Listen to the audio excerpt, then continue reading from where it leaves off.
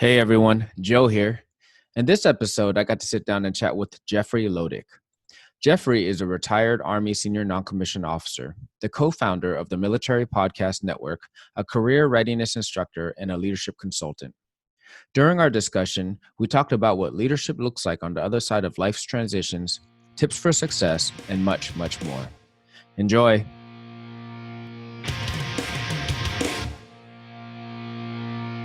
Life, learning, leadership, the Llama Lounge.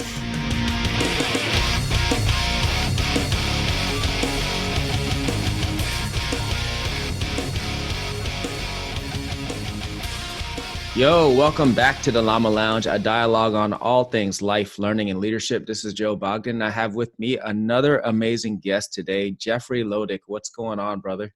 What's up, Joe? How you doing, man? I'm doing awesome, man. I'm doing awesome. I cannot complain, man. So for our listeners, Jeffrey is a retired Army Senior Noncommissioned Officer, the co-founder of the Military Podcast Network, a career readiness instructor, and a leadership consultant, amongst many other things, actually. And we are excited to have you on, bro. Well, I appreciate that. One, I thank you for having me. I'm really honored to be here, and I love what you're doing. I love the fact that you're leading from the front. I think that's what we talk about, leading from the front, and you're doing just that. So I appreciate what you're doing, not just for your listeners, but for the airmen that are following you. I think it's an amazing thing. So thank you so much. Oh, I appreciate that, man. I really appreciate everything you're doing too for all of us, especially the folks transitioning, veterans, and everything else that we'll kind of talk about it. But you're doing some amazing things. But before we get into that, I was thinking, if you can, we're all experiencing this very ambiguous and sometimes volatile environment very differently across the country. So could you share, so what's going on in your neck of the woods? Where are you, and how are things over there? Well, I'm in Tampa, Florida, and Florida is one of the hot spots, right? So they keep talking about Florida has a large growth of the COVID spreading, disease and all that good stuff. So really, we're kind of in almost the same situation as some other places where there was a little bit of high rise in cases. Then it started to even out a little bit. So economy struggling as it is, restaurants and all that stuff, they started opening up and different attractions, the beaches and the busch gardens of the world and all that stuff. And now we're seeing another peak in these numbers in the cases. So as they're growing, obviously the governor, the mayor, and everybody, they're doing like mask mandates. So now everybody has to wear a mask in any store you go to, which is fine. It's not a big deal and it doesn't really create a hardship, but nonetheless, it's starting to go back to the way it was when we first got the whole scare. So things are starting to shut down, a little bit. I mean, it's not like a complete deserted area, but it's they're doing a little bit more control, if you will, of the spread of COVID. So It is what it is. Yeah, for sure. Yeah, over here in California, it's the same way. We've locked down quite a bit. For our listeners, this is beginning of July, so we've kind of regressed a little bit. And I think the mask thing is, I mean, it's a little bit of an inconvenience, but I think it's good for it's good for so many things, in my opinion, bro. Like, I think it's good for us to kind of like understand as a reminder, but also I think a lot of times we in our society don't do a lot of things for other people, right? So when we wear this mask, it's not necessarily protecting us, but it's like kind of a practice of helping, take care of other people. And I think that's in a way, that's a good thing to do. It's a great thing to do, man. You know what's crazy to me? I mean, look, I could care less, man. Look, I grew up in New York, and I remember growing up, and it used to say on the outside of every store, no shoes, no shirt, no service, right? Yeah. And so you could walk in there with no shoes on, but you're not buying anything, right? So the same concept. If there's a rule, you follow it. And more importantly, man, for me, it's funny, our society, right? Mm-hmm. I look at how there's businesses taking place. There's new masks. There's, branding on your mask. It's all cool. Yeah. If you look at Asian countries, if you look at anywhere else that's wearing masks, they're the regular white mask. I mean, it's just the normal thing, right? But we have to go and put like Reebok or Nike or whatever brand it is that we want to show. But anyway, it's interesting. Yeah, we still got to show our individualism, but like I said, it's like, what I mean by good is a good thing. I think it's a pretty good thing to almost like a practice of, hey, don't forget we do things for other people too, not just for ourselves. So it's a kind of a cool reminder every time I have to put it on. So I'm not saying I love doing it all the time, but it's part of it, right? It's part of life. Sure. I don't, me personally, right? So I'm not I'm not the guy. I guess I'm No. not the majority, but Right. it's simple, right? Yeah. So I'm in my truck and I'm not wearing my mask, and I get Hmm. to a store. If I'm going to the store anyway, I don't really go out all that much to begin Right. with, but I put it on, I go in, I get what I want, and I come Hmm. out, and then I take it off. And it's not like, it's not that prohibitive. I mean, Yeah. Yeah. I can breathe, Absolutely. I mean, Right. life is fine. So Right. it isn't that big of a deal to me. I'll do it. If it helps the situation overall, I'm all for it, because I have plenty of my friends that are currently right now, as we speak, in the ICU, in the emergency Hmm. room. I mean, they're there. I mean, I've got 8 friends of mine, 2 that are on, they're quarantined because they're positive. So look, Hmm. for me, I'm just hopeful that they get out of this unscathed. They're fine and everything works out well. At this point, I haven't lost anybody to COVID itself, Hmm. that I personally know. So the ones that I do know, I'm hopeful that they get better. But if wearing a mask Hmm. helps them not get it, and helps me not get it, and helps Right. me not spread it, I Hmm. wear the mask.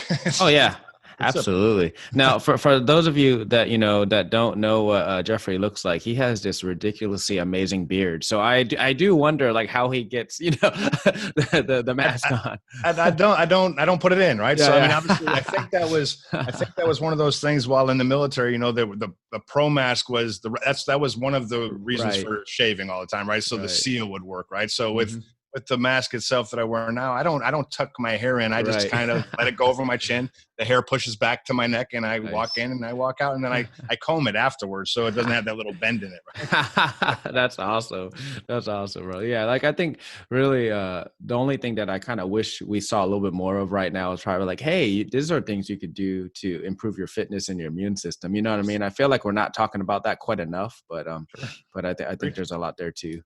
No doubt. I mean, look, the gym closed, my garage opened. I mean, Yeah. that's the way it happened. I mean, Oh yeah. I couldn't go to the gym anymore, and it's not like I'm a big buff, like a physical fitness buff. I mean, I was 20 years in the Army, and I Hmm. ran all the time. I have my knee replaced, so I don't Yeah. run anymore. However, I swim, I get on a bicycle, and I ride.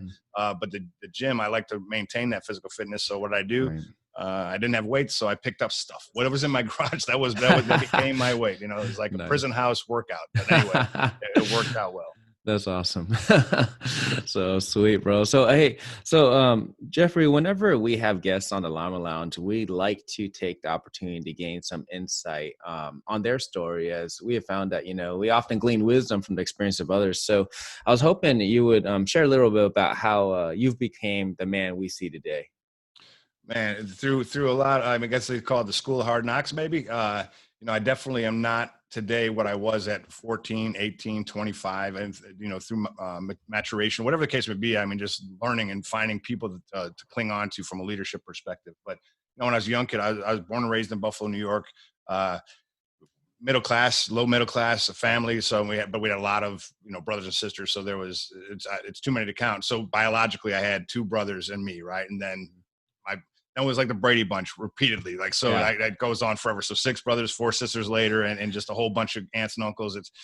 We had a pretty interesting upbringing, but nonetheless, I played baseball a lot, was not studious at all. I was a horrible, horrible student. I could do it. I just hated being in the school. I didn't like the structure of school. I wanted to do more than just sit there and listen. So anyhow, so that being said, my grades were always not good.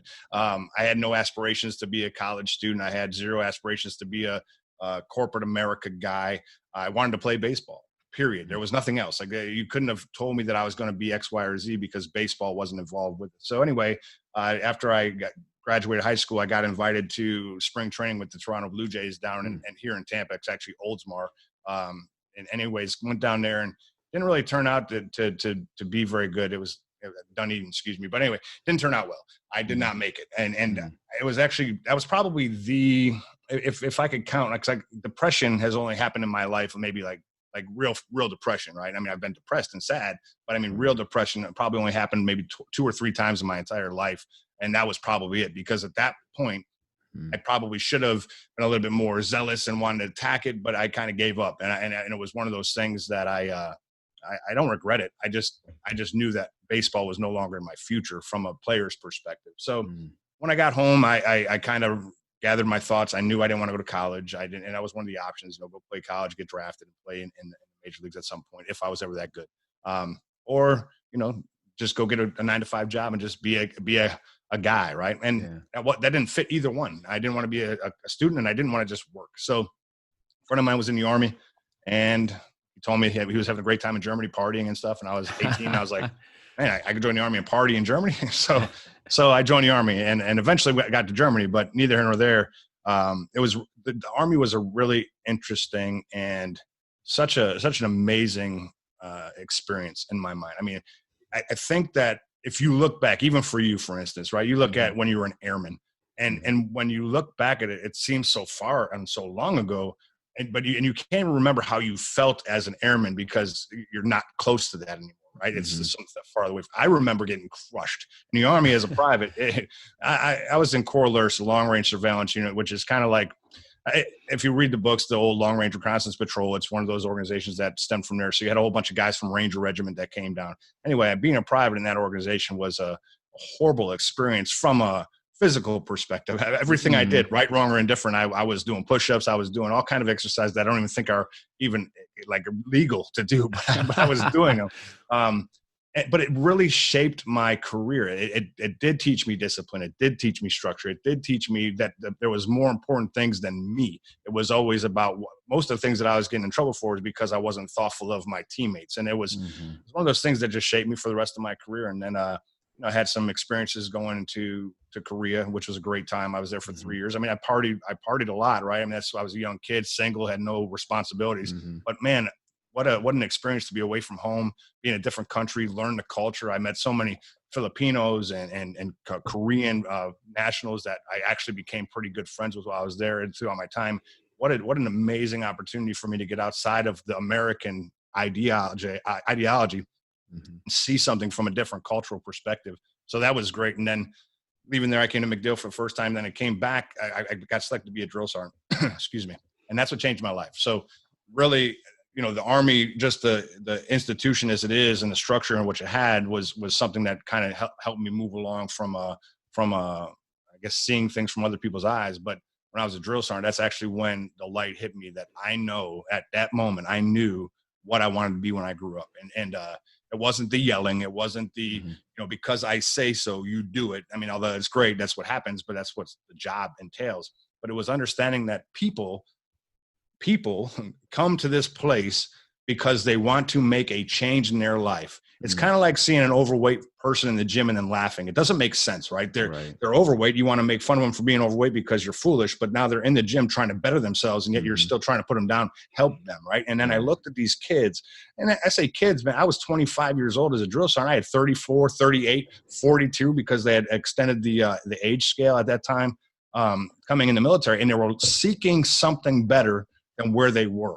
And for me, that was an opportunity for me to actually think to myself, I have an opportunity right now to transform these young men and women's lives. And I'm the start of that. So I can either give them a horrible taste of what the Army is, or I can be a little bit compassionate, understand. I'm not going to listen to them, quote unquote, listen to them like a true leader does, because it's not the place. And as far as being a drill sergeant, I'm trying to incorporate the military mindset into them. But at the same time, I can listen to them and understand that who they are, what they're doing, and how to help better them. So when they move on from me, they're setting up the next person that they're being led by for success, because that's what we kind of want to do, right? We're always putting our hand out, putting our hand up, and all that good stuff, pulling and pushing. But man, was that such a beautiful time in my life, honestly. Hard hours, don't get me wrong. All that stuff I could probably do without. But the overall experience was just something that said, when I'm done with this Army stuff, I mean, it actually even defined the rest of my career that I was always looking out for the junior guy. I never really wanted to be a sergeant major to where I was at a division level or something so far away removed from the soldiering. And yes, you can mentor and all that good stuff still, but I really, really loved the idea of just helping mold, shape, mentor, coach, lead, all that stuff to these young folks that are just looking for somebody. And they're looking, they don't always want to tell you they're looking for someone, even like you, Chief. At this point right now, as you're sitting there, you still need mentorship. Absolutely. You may not say to the Chief Master Sergeant of the Air Force, "Hey, Chief, will you mentor me?" But if you listen to him talk, and soon to be her talk, because by the way, congratulations, great thing, great news. I love to see that. But at the end of the day, you want someone to help you to develop more than where you're at now, right? So that was the premise. That was the sole baseline of where everything has branched from. There is my time as a drill sergeant, and I can't say it enough, man. It's just what it is. Yeah, that's awesome, man. Because I think, like, in a lot of ways, you sound like when I did my special duty, stepped out. That's where I kind of found my meaning and purpose. I was kind of just floating along, participating in life. Doing well, but I was kind of still participating until I figured that piece out. And I love because you kind of bring up that whole discipline piece, right, and the teamwork, and how it encompasses so many great things. And I think a lot of times leaders nowadays, we don't as a whole, we're like, yeah, we want to take care of our people. But I was like, but we leave out the part of instilling discipline as part of taking care of our people, right? And I know we'll talk a little bit more about like transition, but that discipline, having self-discipline, right? I mean, that translates to anything you're doing, not just being in the military. Sure. No doubt. I mean, look, I've used this quote since I was an E4 in the Army. So that's forever ago, right? Back in the early 2000s, I got promoted to E5 in 2001. So I've used this quote since an E4. So for the last 20 plus years, right? Or almost 20 plus years. Anyway, Martin Luther King said, a genuine leader is not a searcher for consensus, but a molder of consensus, right? So if you really break that down, right, and really think about it, it's simple. The hard decision, the most popular decision, isn't always the right decision. And sometimes you have to be the leader that's going to make that unpopular decision and move further in that manner. And people, because you've already proven that you're the leader that they want to follow, not that they need to follow, that they want to follow, that might not be the best decision in their mind, but they're going to do it because you have guided them in the proper manner. So discipline is one of those things. We could talk about this all day long, but what I will say is this: I want you to. I'm going to throw this out there for your listeners to listen to, and I don't want to mess up his name, so I'm not gonna say it. But he's a former baseball coach, right? And he talks about 17 inches, and that's the measurement of home plate. And at every baseball stadium across the world, no matter if you're 4 years old, college, professional, it doesn't matter. 17 inches is the width. And I'm going to tell you, he does this speech, and you probably won't find the actual speech on YouTube, but you can find a transcript. And it's amazing because it talks about discipline and accountability. And it says, no matter how good or bad you are in life, 17 inches is where you lie. And if you go outside of the 17 inches, you've changed the standard, which is not what you're supposed to do. But anyway, great speech. And I say that because we have to be able to figure out what our 17 inches are and be consistent with that throughout. And that's to include disciplining your superstar performer to disciplining the one that isn't so superstar, but you have to be very fair. And I don't want to say equal, because equal is it's tough to decide what equal is, right? And so to me, it's a fake word, but anyway, that's for a whole different conversation. When it comes to people, I mean, there's equal when it comes to weight and all that other stuff, but anyhow, but having that standard and using that, it's paramount, right? Truly is. Where do you lie in the 17 inches? Yeah, that's awesome. That's awesome. I'll definitely have to look that up, because for me, it's, and people automatically want to take the word discipline as like, oh, disciplining people, right? It's like, no, instilling discipline, right? I'm teaching people how to become disciplined human beings. That's going to, really bring a lot of value to people's lives, in my personal opinion, for sure. Sure. And you say discipline, we talk about martial arts, that's a discipline, right? It's not about, and people take the word, and again, words have meaning, and people want to use it in a manner in which feels as though to be disciplined, I'm punished. But discipline means to do things in a manner in which is methodical, and there's a structure to that exact thing. But yes. Right. Yeah. Yep. Teaching, right? Disciples, discipline, all that. That's great. So I appreciate that. And so can you kind of go into what is it that takes most of your time today? What are you investing most of your time in today in a professional level? Oh man. So you're a Renaissance man. So there's a lot of different things. Yeah. I mean, it's so hard, So the one thing, when I decided to retire from the Army, I could have done more years. I did it. I got out at 20. I made a very thoughtful decision. I don't regret it at all. I'm very satisfied with what I chose to do. But what I wanted to do more than anything was spend more time with my family. So, I mean, that's what I retired for. But I wanted to open my own business, which I did by opening Change Your Forecast. Change Your Forecast LLC is a life and leadership. It's teaching life and leadership lessons to youthful athletes using team sports, organized sports as the basis, right? So basically saying, they don't have recall, so to speak. So they're going to experience things in life at some point. And what I try to do is to take the sport in itself in situations in which they've never really experienced out there, but they have experienced it. So how can they use that to move further past whatever obstacle or even victory, right? Victory, they always say, act like you've been there. Well, how do you act like you've been there? You know what I'm saying? Certain things, like when you got selected for chief, there was people next to you that didn't. You could have jumped up and down and did backflips, but at the end of the day, you know that the person next to you is going through an emotional thing. So it's yes, I'm proud of what I did, but now I need to think about my fellow man or woman to ensure that they can be positive. So anyway, so I use that to really teach those lessons, right, to student athletes. And when I say student athletes, I'm talking about high school to collegiate level, because we know that the numbers of people that actually play professional sports is very, very minimal. So what are they going to do next, right? And I kind of want to instill in them a little bit of an understanding, if you will, as well as I aim at the coaches, right? Because coaches sometimes they think that the only thing they're obligated to do is teach how to throw, catch, pass, run, but they're obligated so much more is to teach the foundation of life and discipline and all those things that incorporate that. So that's where a lot of my time is focused. And then, you know, you take the third thing, I guess, of all that is transitioning veterans. I started a podcast back in January of 17 as I was going through the transition process, solely because I was in a TAPS office. I mean, not the office, but the transition programs room. And there were 06s, 04s, E1s, E4s, E8s, E9s. It was just a very large group of folks. And at that time, I was talking to people that I knew that had been transitioned for quite a while, and some that had transitioned in the first about 90 days before that. And I just was getting a lot of advice.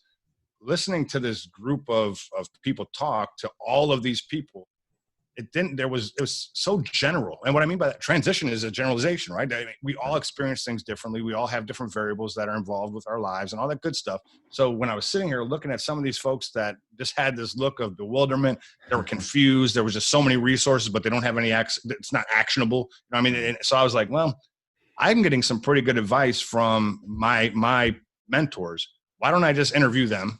And then I'll share that interview with a couple of these folks. And then it kind of stemmed off from there. As I started that, it started to spread. More people started reaching out to me and wanting to be on my show. More people were saying, hey, did you ever have this person on the show?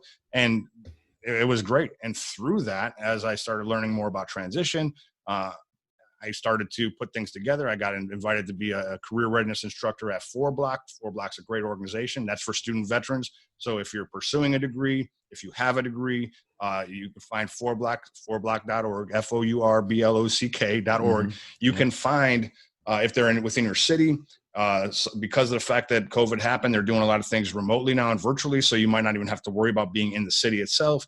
And it's just a great place to find. It's corporate America. You get to go in there and learn there's a curriculum that's based on, resume writing, networking skills, LinkedIn usage, and just a little, and branding yourself, and how do you prepare for an interview, all those wonderful skills, but they do it right in front of hiring managers and military or veteran recruiters. So you're actually being able to network while being taught by the people that potentially could hire you. Now, it doesn't mean it always equates to you get a job, but you get a lot of experience before you need it, if you will. So it's a great organization, which I've been able to be part of now for over 3 years. And, I just stay in the transition space. So I get phone calls. As a matter of fact, I was on 3 earlier today. I got 2 more after this, but people I've never met before, but they've seen shows on which I've done, because I stream my podcast, On the Other Side, Leadership After Transition, to both YouTube now. I just expanded to YouTube. So I have a Facebook group. I put it on iTunes, Stitcher, all those podcast players. And it's just been a really awesome experience. Oh, man. Yeah. I mean, your stuff is, everything you're doing is amazing. Like, I watched a lot of the live streams, and it's just, there are so many things that people just don't know, right? And we don't know what we don't know, and we're just in there like, and like when people explained to me what 4Block was, I was like, oh man, how many people don't know what this is, And I think it's awesome that we're able to talk about it on this podcast, and you kind of talk about it through yours, because there's so many great resources for our transitioning vets that, and let's be honest, in the past we kind of left them out. We left them out in the cold in a lot of ways. I think it's awesome that like we have the platform, technology, we're able to leverage technology to get this information out, and it's so awesome what you're doing, brother. It's equally as awesome what you're doing. I think it was really interesting. I think I said the same thing that almost every teacher says, or anybody that's really trying to make a difference, right? If I can change one person's life, or if I can impact one person's life, I'll have won. Well, I did that. And now I'm not satisfied. I want to do more. You know what I mean? So, so it's good. I've had some really good stories. I've had some difficult ones, right? And I've had some really difficult conversations with some folks, because we all struggle differently, and there's things that we all need that are different. But having those conversations is good. And I want to continue to do it. Right. And it's definitely just an honorable thing to do, but it's the transition of we versus me. And it's hard to be, because when you do transition, a lot of it is me, even you having this conversation about me, it's become easier to talk about it because I've been talking about it. But typically, if I was to ask you a series of questions of stuff that you're doing, you'd say we, my folks, the airmen here, because we are, as you grow in the military, you're definitely talking about them, not me. And so it's one of those things, right? Yeah, absolutely. And I think you're, I think you hit on something that I really find just fascinating. And I think I've been digging more into it as talking to more amazing people like you, is our TAP programs, although, they're great. People are funding them. They're, DoD is funding it, and we're trying to do our best with limited time, limited resource, and everything else. But what you're doing, and what a lot of great VSOs and other folks are doing, is you're changing the parameter for success of transition to just having a job. It's not, it doesn't mean just because you got a job does not mean you successfully transitioned. Like I think the average I heard last was within the first 5 years you're going to change at least 3 jobs. Like after you get out, a lot of times it happens that way. And it's like, okay, well, if you're hanging your hat on the fact that you got this person to one job that they're probably going to change at least 2 or 3 more times afterwards, like how successful is your program instead of helping them transition to a holistically as a veteran? Sure. I mean, you hit the nail on the head, right? So transition is a process. It's not a job. But the one thing, I mean, if you think about it, the one thing that is typically the transitioning veterans' biggest pain point is employment, right? So they want to be able to get employment so they can be sustainable, and they don't have to be a homeless veteran, another statistic in that manner, right? So that's a huge thing. You're right. The statistics say 13 months the first job and all that good stuff. And really, I think that the onus is on the individual a little bit, right? Just to figure out who you are, understanding because if you understand who you are, not what you are, but who you are, you'll find where you're going to go a little bit easier to navigate, right? So understanding what you want to do and who the person you are is that isn't, chief or isn't major or colonel or general or private. It doesn't matter. We got to figure out who we are after that. The TAPS programs are look, I could say all kind of negative stuff, right? But I won't, because here's the deal. Just like any military program, and I just believe this to be wholeheartedly true. We can send you to a 40-hour block of instruction to be insert skill, right? It doesn't matter what that skill is. We send you a 40-hour block of instruction that's a week long. After a week, no one in the world thinks you're an expert at it. They just know you know the basics of the foundation of. If you would like to be the expert at it, you have to do more of it. You have to research some things. You have to actually put yourself in a position to do the job, whatever it may be, so you can expand your knowledge and be able to apply said knowledge successfully, right? So the TAPS program, it isn't the greatest. And I just don't know that the Army, Air Force, Navy, Marines want it to be the greatest, because they're investing on people that are no longer contributing now directly. Because the best recruiter is a former service member, right? So when you go out and see somebody, when you're no longer in the military, saying, the Air Force was the greatest experience of my life, it's going to mean something to that person, so you can put that person back in. So the transition on the way out, you want to have a positive experience, so you don't make this guy say Air Force sucks, right? We don't want to hear that. So anyhow, I say all that to say the program is designed and it's fine, and what it's getting better. I mean, so back in 2000, there was really no program. So anything before 2000, those people were really struggling. Technology's increased, so we're able to access a lot of stuff via Google, so we can do a little bit more research on our own. And I tell people all the time when they're struggling to find purpose or find the resources, I say, well, when you want to play World of Warcraft or Xbox, or when even for the ones that are ambitious and get a degree, whether it be a bachelor's, master's, doctorate, because I've seen many of them that do that in the military. Well, if you're that ambitious to do these things that you want to do, you're transitioning. It's a choice you're making. Right. You have to put that effort too. So there's a little bit of onus on the individual,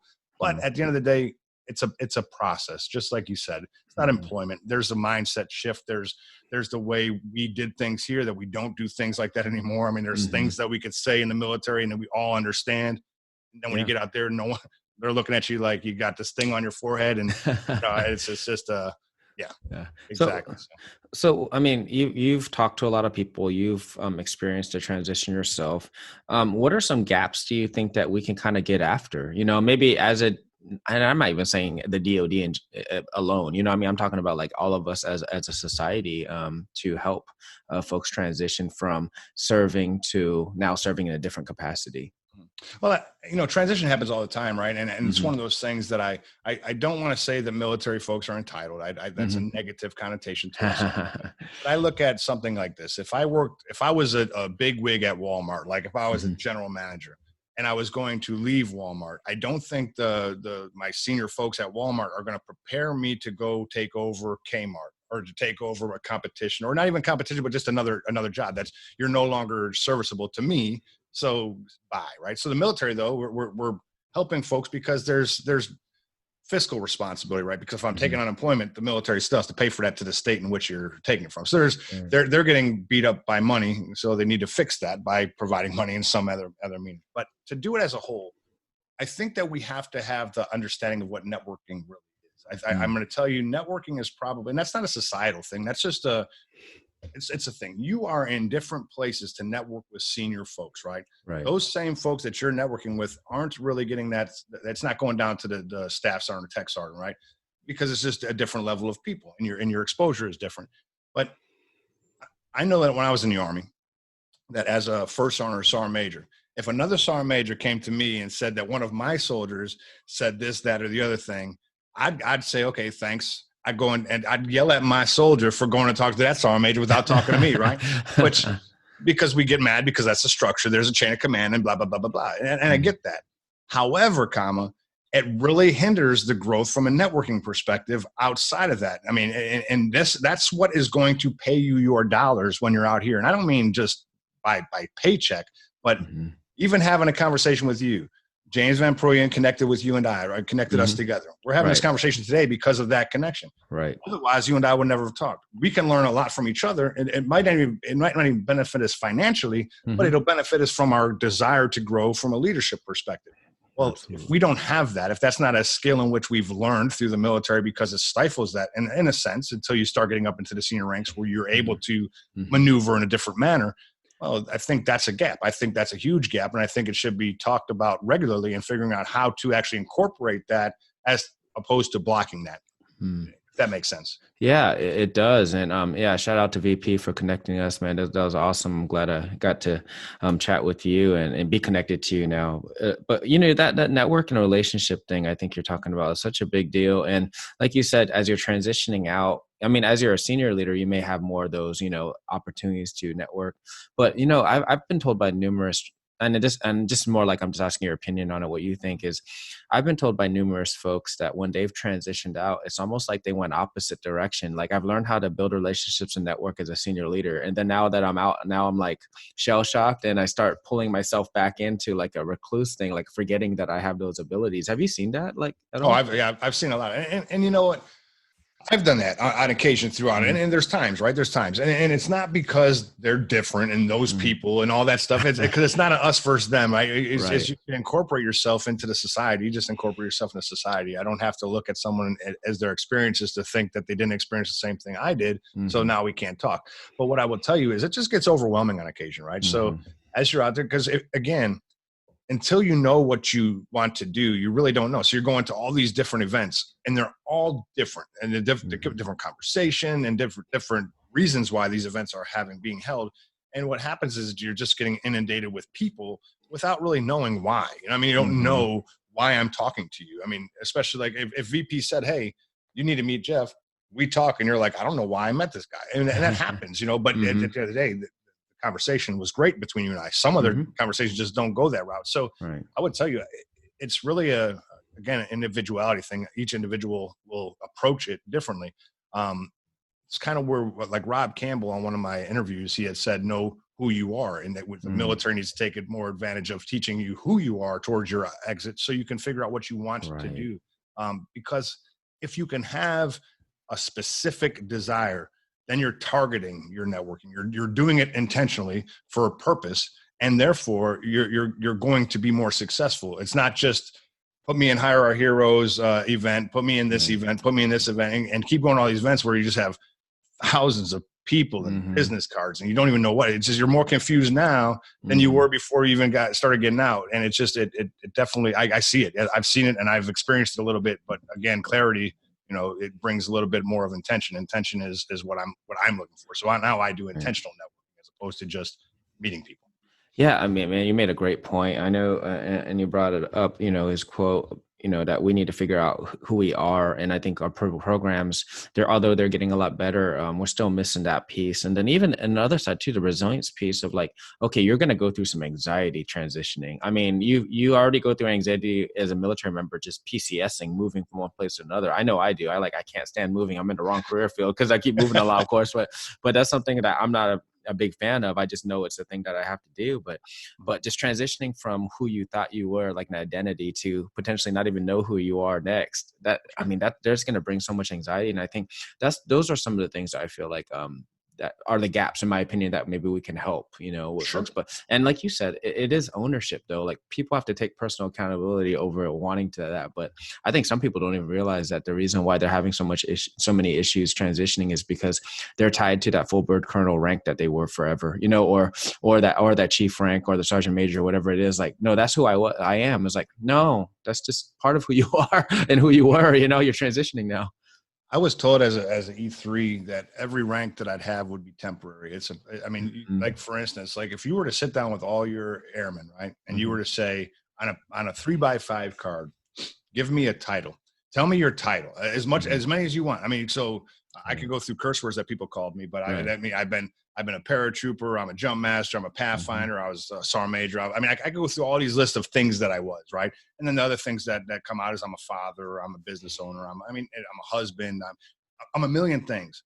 What of those are temporary and which one of those are permanent? So when you look at the fact that you're a chief, you were a senior master sergeant not too long ago, now you're a chief, and at some point in time, you'll be a retired chief, right? Right. And the chief will not follow you to whatever business you're going into, whether it's your business or a business in which a corporate spot where you're going to get a job, right?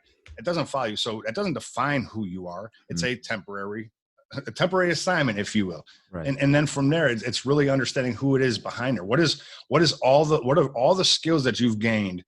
What does that equate to out there? And now can I find something that fits that? Or do I have to do more studying? That's why I tell folks all the time, you can go and get your degrees, get them. It's important. Get your certifications. They're important.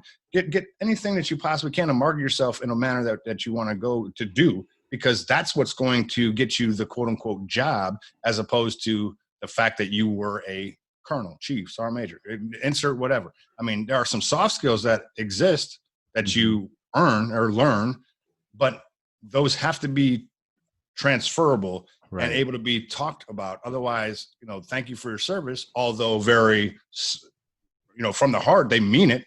It just doesn't equate to thank you so much. Let me give you money to work for me, which I don't know what you're going to bring. And that's what we have to be able to show, right? Right. Yeah, absolutely. Like for me, I know, like I don't hit higher tenure for another 11 years, and hopefully I can get to that point where, staying in, but I'm already looking at things, what I mean? Like what I'm kind of thinking about, like I teach online for the school because I want to be a teacher when I get out, just gain that experience constantly and, do the Llama Lounge thing with my team and talk to amazing people like you. So these are all things I'm kind of trying to prepare myself to, but part of that preparation, just like you just brought up, was like, part of the preparation is mentally telling myself, hey, this thing is temporary. My rank does not define me. And that might be a reminder I have to give myself regularly. But I think that's part of transition, a healthy transition. Sure. I think it's important for you as a chief right now is that your rank doesn't define you. Your rank gives people opportunity to come and speak to you because of the position in which you hold. Your response to them is what's going to dictate whether they want to follow you or not. I mean, you know what I mean? Is there's a lot of times the rank is I'm in charge, and it's okay. You have to be. You're the confident leader. You have to be that guy. But you also have to be the compassionate leader. You have to be the knowledgeable leader. You have to be a million other things before someone's just going to follow you, right? And your response to someone who needs you is going to dictate whether or not they ever come to you again, right? And that's relevant of the rank, right? So. Yeah, very, very true. So I think this is awesome because we're getting deep into the transition piece. But what does leadership on the other side look like to you? You know what I mean? Like how do we prepare and what does it look like? So I'm gonna give you a story. It'll be a quick one. So I knew when I was leaving that I wanted to be a business owner. I knew I didn't know exactly what business I wanted to own. I mean, I knew I wanted to be a leadership consultant of sorts. I wanted to be involved with leadership. I actually had plenty of meetings with the New York Yankees, with the Pittsburgh Pirates, with the Toronto Blue Jays, the Philadelphia Phillies. I had conversations with people, but they weren't trying to buy me. I mean, and I wasn't selling them. I didn't know what I didn't know, but I realized that my target market wasn't them. I mean, it just wasn't. I knew where my real passion lied was in the youth area, right? So anyhow, I say all that to say, I wanted to be a professional speaker. I wanted to make sure that I had some speaker knowledge. So what I did was I met with a professional speaker early, well before I retired, and they gave me a little bit of a guide in order how to become a professional speaker, to get paid to speak, right? Some people can do it just because, right? They've got credibility to their name. They're very well known. A General Mattis, a General Dunford. These folks that are known across, just because they're on TV, they're known. So they have kind of a free reign, if you will, to get in there to speak for money. Well, me, I didn't know. And there's an association associated with speaking, which is the National Speakers Association. I was put onto that, reached out to them. I became a member very quickly. And this was back in 2016. So I've been a member for that time period. Well, that's the business side of speaking. That's what we work on. That's what we teach. That's what we're learning. And that's what and it's a huge network. So it's helpful. So you get referrals, and there's a lot of benefit to that speaking world. But what I learned in there was terminology. It's a industry, if you will, and you should learn the industry knowledge or industry words. So when you're having another conversation with a professional speaker or an event planner or coordinator, I can speak in the same manner which they're listening to regularly. So I'm not just using some random words that they don't understand. So I would urge people to go into that realm. If you're going to be leaving an industry, the military, and going into another industry, whichever that may be, learn the vocabulary, buy books, buy magazines, that go into an association just so you can get around those folks. But I say all that to say, 3 years I've been part of that organization. I've been helpful, just being me, right? Being a servant leader. I've been was just a member. So there's people all around. I'm working with them. I'm helping them. They're helping me, but I'm always leading with value. Well, I was just elected now onto the board of directors for the National Speakers Association Central Florida chapter. And that's, to me, based on not how great of a human being I am, but the willingness to give to this organization and the people of it. And those are the skills in which I've used from the military time to bring in there. I haven't done anything different. I was never that overbearing leader that was a micromanager. I mean, I let the people be amazing because they are amazing. And I always reap the benefits of them being amazing. My vision is this big, and they make my vision, a Picasso type of painting, but it always looked great. And I've done the same thing here. So those things are, you can equate them very easily. It's the things in which you do right now. When you leave the uniform and you get involved with whatever group of people you get involved with, the manner in which you approach situations, from a stress perspective, from a positive perspective, from a confidence perspective, from a knowing or knowledgeable perspective, it's desired, right? So they see the way in which you are right now, but it doesn't happen with a snap of a finger. This is time. Like I said, it took me 3 years. If my expectation was to be the president of the board of directors at the NSA upon exit from the military, I'd have been sadly, hurt and upset. I do understand that I'm willing to jump in at a level that isn't, like I was the AV guy. The AV guy is the least important job, but one of the most important jobs, but the least, rewarded. You don't get a pat on the back. People are like, carry this, and I just did it. And I was a private again, but the private got promoted, right? And that's kind of how it works. And that's the way my mindset works, is I'm going to do the work to get recognized for the things in which I'm doing without complaining so much for it. Yeah, that's awesome, man. That's some great advice too. And like I tell people all the time, is like, whether you're in or you're out, I mean, whatever craft you want to be in, do your best to master it, right? And part of that is understanding that vocabulary behind it, like talking like the other people in there, so that you can communicate effectively. That's so important. So I think that's awesome. I was just telling some folks earlier, I was like, hey, be a chef, don't just be a cook. You know what I mean? There's a difference. There's a big difference. Yeah. I'm a cook. I'm not a chef. You know what I mean? Well, I'm going to tell you right now, I'm just being waited on. I'm not a cook at all. I wouldn't even put my family through that. If I had to cook for them, we might all be in trouble. Yeah. That is awesome, brother. Man, there's been a ton of just gems that you just kind of threw out there, man. And I really appreciate it. So much goodness. So whenever we start like rolling towards the end of one of these episodes, we love asking the leadership rapid fire, and rapid is loose. You know what I mean? Like we say rapid, everybody's like, oh, I gotta do it. And I was like, no, just, well, so really we should just call it the leadership questions. But, but we're gonna give you a series of 4 questions. We're hoping that you can kind of answer. And really the questions when I ask them, is how you interpret and how you want to answer them, right? So people interpret differently, and I think that's cool because they answer it in a different way that we get, a variety of perspectives. So cool. So the first question is, what is your favorite leadership trait and why? Man, that's tough because there's a million of them, right? But I think compassion. I've said it a million times now, and I'll say it is compassion. It's understanding, empathy, like those things. The people that can understand how you feel, right? Because I do not believe that you can be a great leader if you don't know your people. And to be compassionate, it doesn't mean to be overly giving, like here's Skittles because you're having a bad day. What I mean is just really understanding what is impacting this individual, right? I mean, someone, and this is, I know it's not as rapid as I'd probably have liked, No, it's all good. but I would say this. If you've lost, I know you've had soldiers or excuse me, airmen that have lost a pet, right? I'm not a pet guy. I'm not. I don't have any. I'm allergic to them. So I don't own them. I don't like them because I'm allergic to them, but I think they're awesome from across the street. But I've had soldiers that have lost a pet. I can very easily be nonchalant in my response and say, dude, come to work.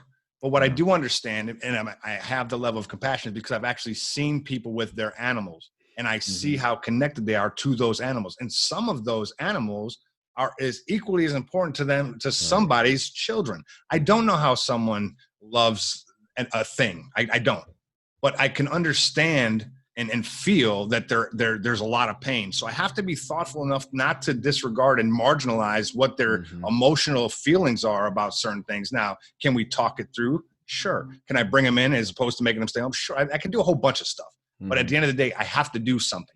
And that has to be from a compassionate place and not from a dictator type of position of a hard-nosed, I don't care about your dog, your kids, or whatever. That's silly to me. So I think compassion is one of the biggest traits that you have to have as a leader. That's great, man. Yeah, I'll tell you, like, I don't know if it's just us, like our own egos or what it is, but we often project how we would feel about something or our own goals on the, to other people. And it's like, really, we got to look back and like focus on them. So that's awesome. Love it. Compassion. All right. Next question is, what is your favorite quote? I already said it, man. I'll never say it, but I'll say it again just for people that are out there listening. It's a genuine leader is not a searcher for consensus, but a molder of consensus. Nice. You have to make the popular choice because people want you to. You have to do things that are within you to make those choices and be thoughtful and compassionate and everything about the whole situation, right? Absolutely. Awesome. Yeah, I remember I said it earlier and I was like, I wonder if that's going to transition to being his favorite one, period. So that's awesome. Favorite. Good stuff. Okay. What would be a book or maybe a couple books that you would recommend to an aspiring leader, maybe a transitioning vet or, like different things? What are some books that you would recommend? Yeah.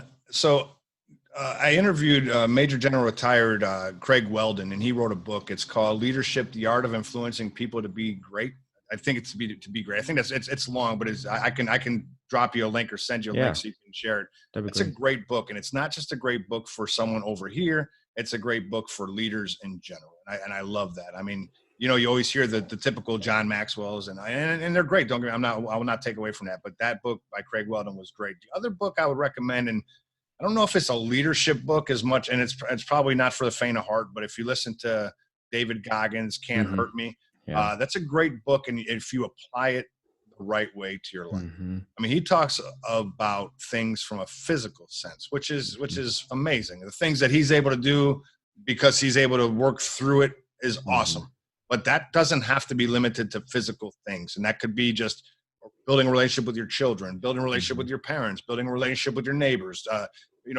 Working. It doesn't matter. You can apply it to anything as long as you just understand the concept of what he's saying. And to me, it's an exciting Audible book. I mean, if you read the book, it's not that long. It's not that bad. But it's a 13-hour Audible book, but it's like a book / podcast type thing. So they read each chapter and then they have a conversation about each chapter. And it's truly an amazing story. The dude's a beast, man. I don't Oh care. yeah, absolute savage. Yeah, Yeah. absolute savage. Yeah, I would always tell people is like I never tell people how they should consume a book, but that one highly recommend the Audible version because of exactly what you said. They actually unpack a lot of things during the Oh, discussions.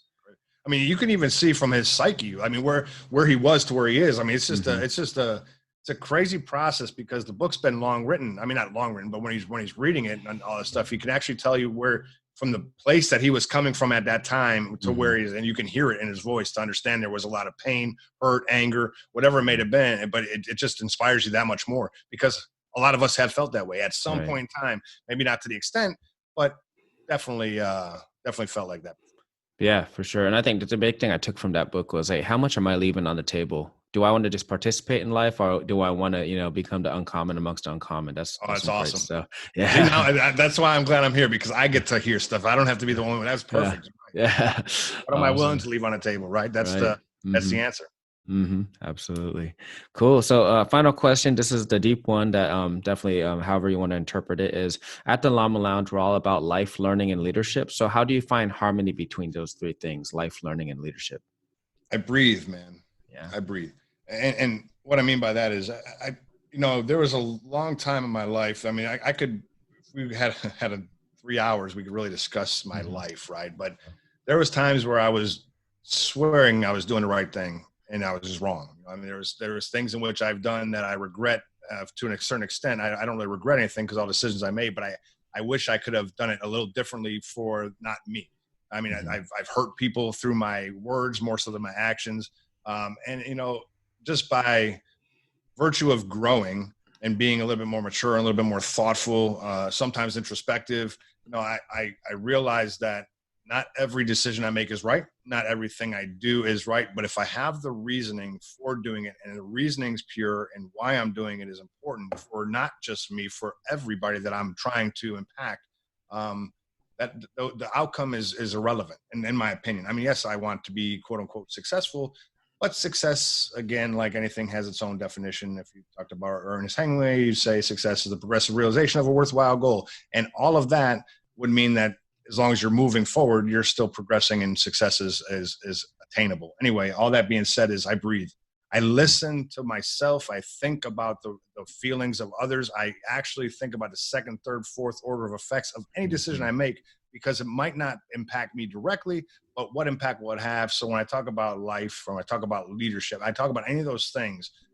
What I say next matters to Hmm. someone, and Hmm. how it's perceived and interpreted can be vastly different. Just like this question is answered differently every Hmm. time, I'm certain. But Hmm. at the end of the day, being thoughtful of the reasoning behind why I'm saying it, the message that I'm trying to portray, then as long as I know that it's with 100% being genuine, 100% with wholehearted affection to the people in which I'm leading, um, to mostly include my family, because all my decisions impact our livelihood, right, in every kind of way.